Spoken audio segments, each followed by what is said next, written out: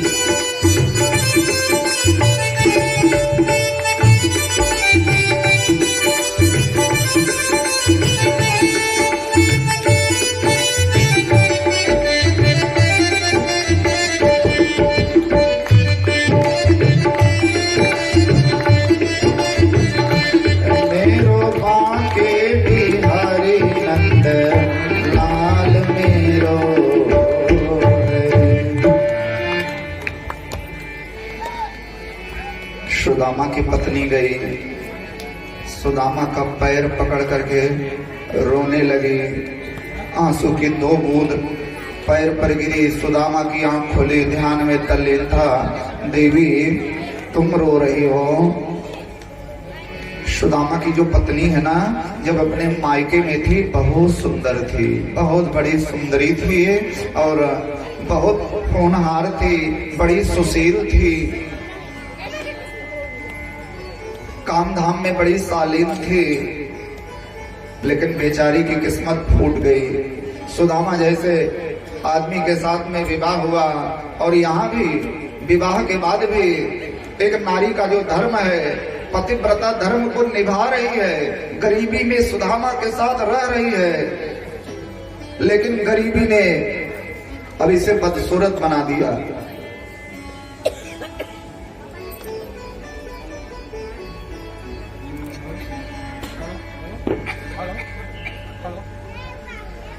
बोलिए बाबा बर्फानी की जय, श्री पांडे जी की। Hello hello hello.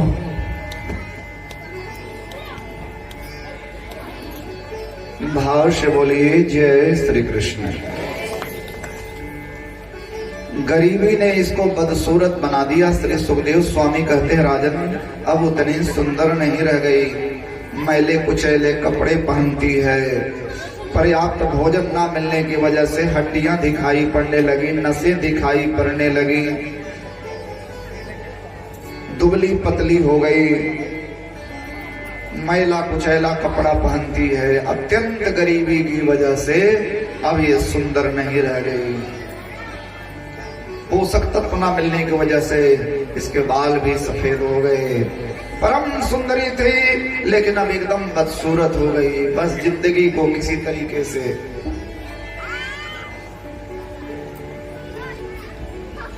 कहते हैं ना, जी नहीं रहा हूं, सांसें गिन रहा हूं।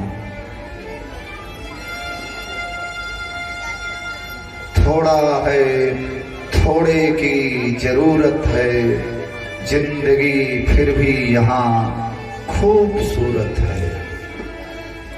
आज गई तो रोने लगी। सुदामा की आंख खुली, देवी तुम रो रही हो।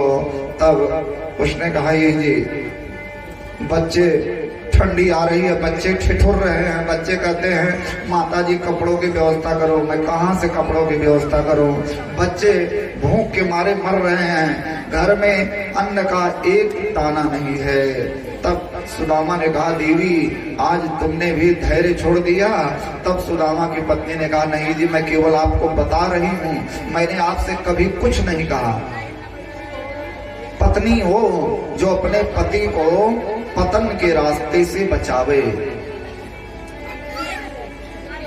मैंने आपको कभी भी टेंशन नहीं दी, लेकिन मैं आपको बता रहे। अच्छा एक बात बताओ जी, आप सच्ची सच्ची बताना, आप राजा श्री कृष्ण के साथ पड़े हो? द्वारिकाधीश श्री कृष्ण के साथ? सही सही बताना जी। तब सुदामा गहरी सांस लिया, हाँ देवी ये सत्य है, द्वारिकाधीश श्री कृष्ण के साथ मैं पढ़ा हूं। सुदामा को याद आ गया अपनी बचपन की दोस्ती, मेरे साथ पढ़ता था, हम लोग एक साथ रहते थे, एक साथ खेलते थे।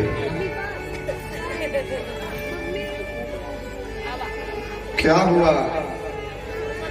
आज अगर वो अपनी दुनिया का राजा है तो हम भी तो किसी राजा से कम नहीं। अरे जिसके मन में कोई इच्छा ही नहीं है वो अपने आप में राजा ही है।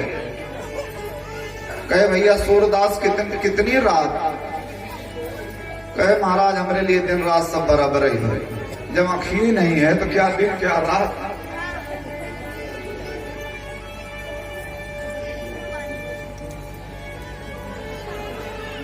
सुदामा की पत्नी ने कहा ये जी आपने ये बात मुझसे क्यों नहीं बताई? सुदामा ने कहा देवी मैंने किसी से ये बात नहीं बताई, और मेरा विश्वास कौन करता? मैं फटीचर और समाज वालों से कहूं कि राजा श्री कृष्ण हमारे दोस्त हैं, कौन विश्वास करता देवी? छछुंदर के सर पर न सोहे चमेली, कहाँ राजा भोज कहाँ गंगो तेली। सुदामा की पत्नी ने कहा ये जी कृष्ण जैसे दोस्त से मिलने की आपकी इच्छा नहीं होती। सुदामा ने कहा देवी क्या बात याद दिला दी, कौन सा ऐसा मित्र है जो कृष्ण जैसे दोस्त से मिलना नहीं चाहेगा? जाओ ना जी, आप जाओ एक बार अपने दोस्त कृष्ण से मिलाओ। तब सुदामा ने कहा देवी तुमने बहुत बढ़िया बात कही, लेकिन इस समय हाथ बहुत तंग है, एक मर्यादा है। माता पिता गुरु, कोई बेटा परदेश से आवे और खाली हाथ आवे तो ये अच्छी बात नहीं। परदेश से अगर बेटा आवे तो माँ के लिए कुछ ना कुछ जरूर ले आना चाहिए। माता पिता गुरु, भगवान की कथा, भगवान का मंदिर, रिश्तेदारी या किसी अतिथि के यहाँ जब जाओ, राजा के यहाँ जाओ, दोस्त के यहाँ जाओ, भगवान की कथा में जाओ, गुरु जी के यहाँ जाओ, खाली हाथ नहीं जाना चाहिए। कुछ ना कुछ ले करके जाना चाहिए।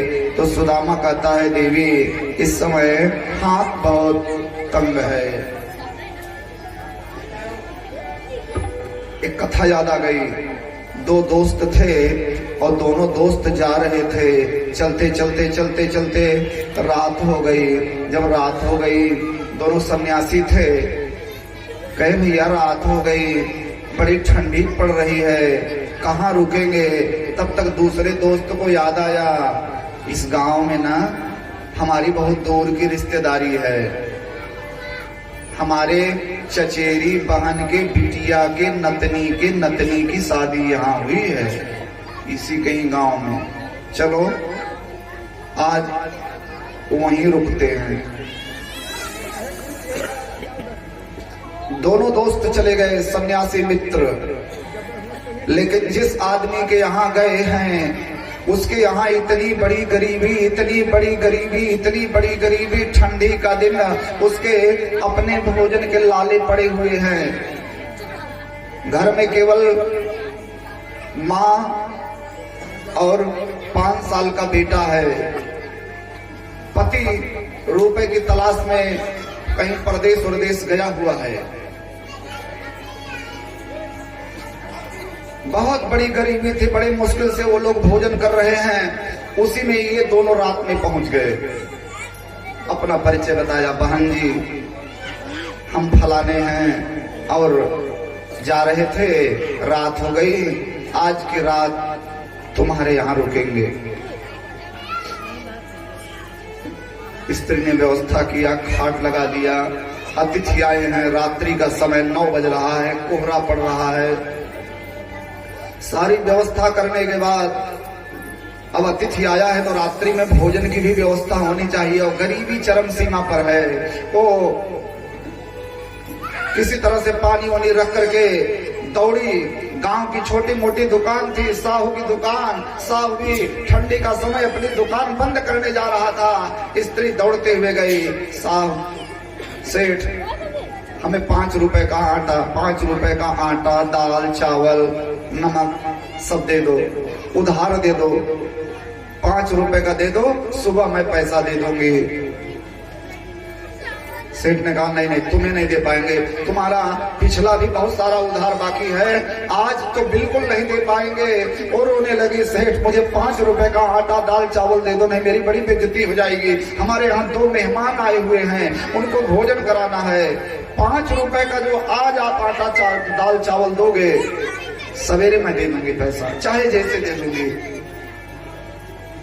गिड़गिड़ाने लगी, रोने लगी, दे दो मुझे 5 रुपए का सामान दे दो खाने का, मैं सवेरे पैसा दे दूंगी। बहुत जब मिन्नतें करने लगी तो सेठ को भी दया आ गई। 5 रुपए का सामान दे दिया। 5 रुपए में पुराना जमाना आटा दाल चावल सब दे दिया। बोला सवेरे दे देना 5 रुपए। हाँ मैं वादा करती हूँ, मैं ये 5 रुपए सवेरे दे दूंगी।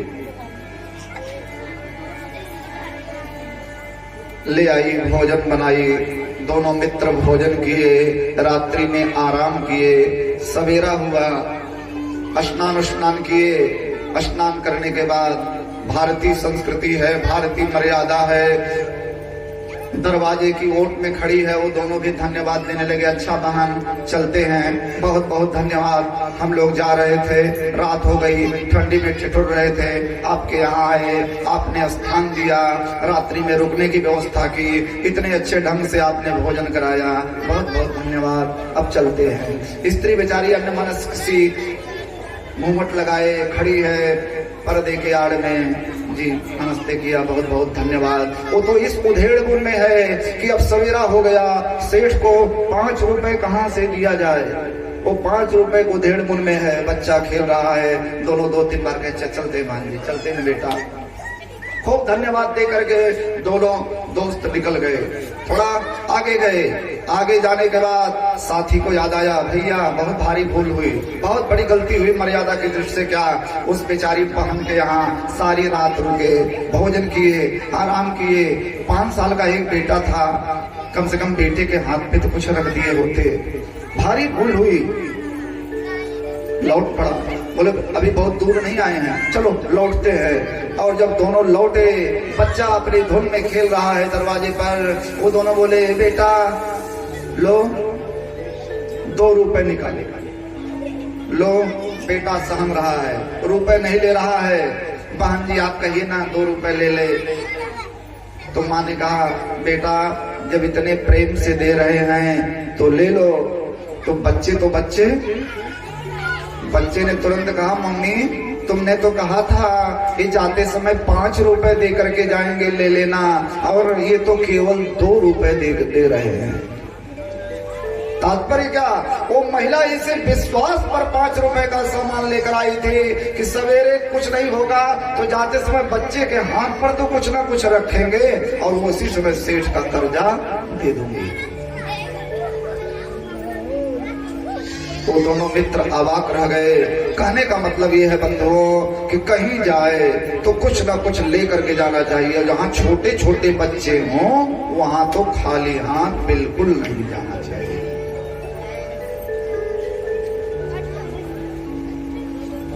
बिल्कुल भी नहीं जाना चाहिए।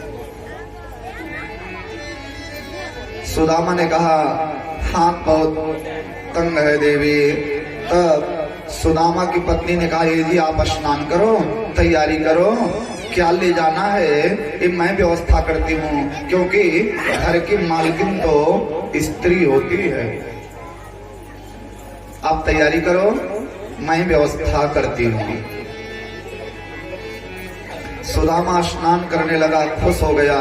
भगवान तुम्हारे जैसी पत्नी सबको दे जो भगवान से मिलने की प्रेरणा देती है। सुदामा स्नान करने लगा, कृष्ण के यादों में खो गया। इधर सुदामा की पत्नी पड़ोस में गई, ए बहन एक मुट्ठी चावल दे दो ना। तो पड़ोसन ने कहा बहन एक आग बोरा ले लो ना उधार। उसने बोला कमेंट किया, जानती थी बड़ी गरीबी है, एक आग बोरा उधार ले लो। नहीं बहन इतनी मेहरबानी मत करो, हो सके तो एक मुट्ठी चावल दे दो। ए बहने दई दे तो 2 मुट्ठी चावल। एक मुट्ठी चावल के लाले पड़े हुए हैं, एक मुट्ठी चावल 4 जना से मांगे।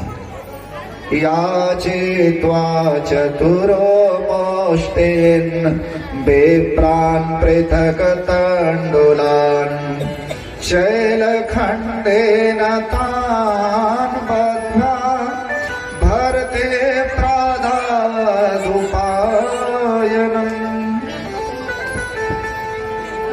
भरते प्रादादुपायनम्। 4 मुट्ठी चावल 4 जगह के होंगे। सुदामा की पत्नी ने कहा कृष्ण मैं अपने पति को भेज रही हूँ और ये तो अपने मुंह से कभी भी कुछ नहीं कहेंगे। ये चावल के लाले पड़े हुए हैं, ये जो मैं चावल भेज रही हूँ ये भी मेरे अपने घर के नहीं हैं। मटमैला सा कपड़ा पाई फटी पोटली उसको किसी तरह से करके उसी में बांध दिया और सुदामा जी आपका उपहार तैयार। सुदामा धन्यवाद दिया, देवी कुटिया का ख्याल रखना, बच्चों का ख्याल रखना, जल्दी आने का प्रयास करूंगा। तब सुदामा की पत्नी ने कहा ये जी बहुत बड़े राजा के यहाँ आप जा रहे हैं, बहुत बड़े, अगर थोड़ा सा भी समय मिलेगा तो इस गरीब ब्राह्मणी का संदेश कर दीजिएगा। 1 माघ 2 पाख में 2 एकादशी होए। हे प्रभु कृपा आपकी मेरे नित्य एकादशी होए। द्वारिकाधीश से कहिएगा हे द्वारिकाधीश बहुत बड़ी कृपा है आपकी, महीने में 2 एकादशी आती है, आपकी इतनी बड़ी कृपा है कि हमारे यहाँ रोज एकादशी हो रही है। अरे जब खाने कोई नहीं कुछ है, एकादशी है, समय मिलेगा तो ये कह दीजिएगा। भोला भाला सुदामा बोला हाँ ठीक है देवी, समय मिलेगा तो कह दूंगा। तंदुल की गठरी दबाए, एक हाथ में लोटा, एक हाथ में सोटा, बगल में तंदुल की गठरिया दबाए हुए चले श्याम सुंदर से मिलने सुदामा। चले श्याम सुंदर से मिलने सुदामा। गाते गाते जा रहे हैं हरे कृष्ण रामा।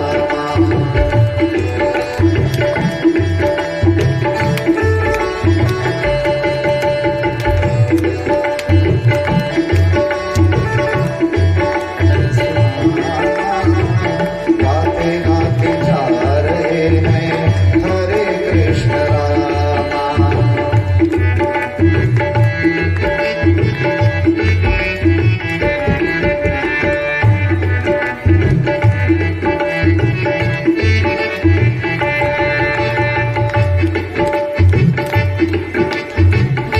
श्याम सुंदर का करते रहोगे भजन, श्याम सुंदर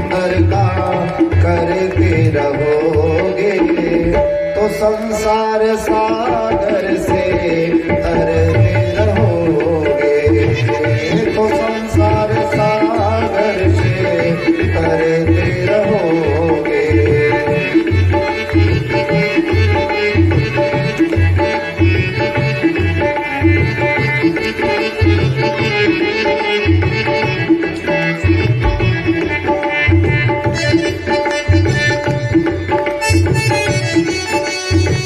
तालियों की सेवा देते रहे, मेरे सुदामा रास्ते में।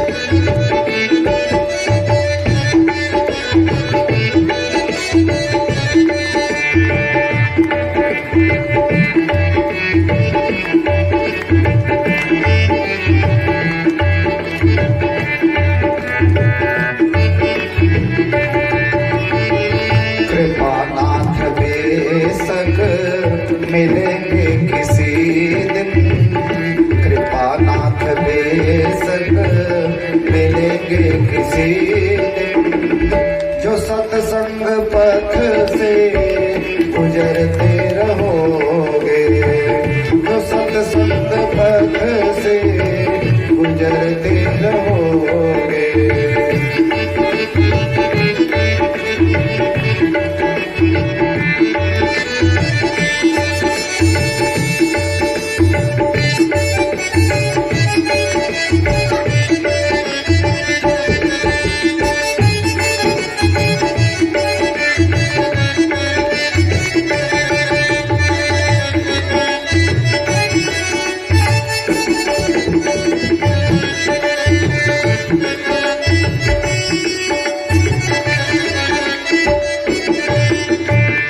भजन श्याम सुंदर का करते रहोगे, तो संसार सा